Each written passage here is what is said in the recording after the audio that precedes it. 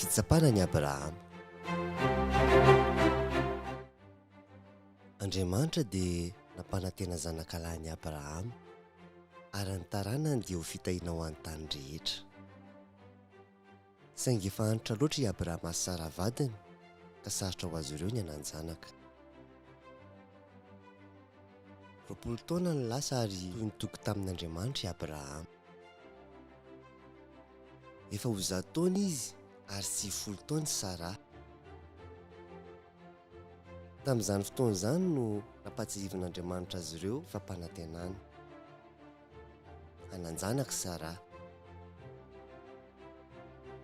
Rehefa teraka ny zanak'izy ireo dia faly tokoa Saraha ka hoy izy hoe efa nampimezin'Andriamanitra aho.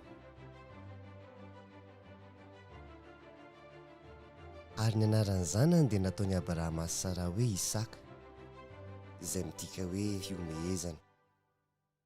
Mbola tanora Isaka raha nampandalovin'Andriamanitra fitsapany Abrahama. Hoy izy taminy, ento Isaka ka makanesany amin'ny tany Moria ary atoloha ho fanaritra ho ahy izy.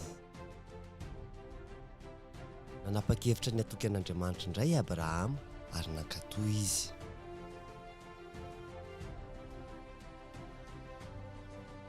Niara-nianika ny tendrombohitra i Abrahama sy Isaka. Isaka no nitondra ny kitay ary Abrahama no nitondra ny afo sy ny antsy. Aiza ny zanak'ondry atao fanaritra dorana? Hoy Isaka. Fa hoy Abrahama, Andriamanitra no ahita izay ondry atao fanaritra dorana anaka.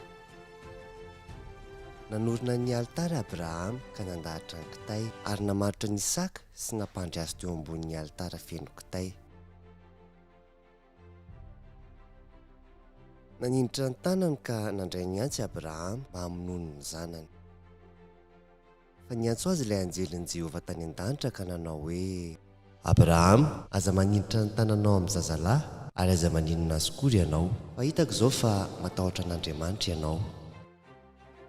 Ary Abrahama nierika nijerika nahita ondry lahy teo an-damosiny izay voasaringotry ny kirihitra ny tandrony. Dia lasa i Abrahama ka nakilay ondry lahy ary nanatitra azy ho fanatitra dorana ho solon'ny zanany. Ary ny anaran'izany tany izany dia nataon'i Abrahama hoe Jehovah Jireh satria Andriamanitra no nanome ilay biby atao sorona. Velon'i Isaka ary ho tanteraka amin'ny fampanantenan'Andriamanitra.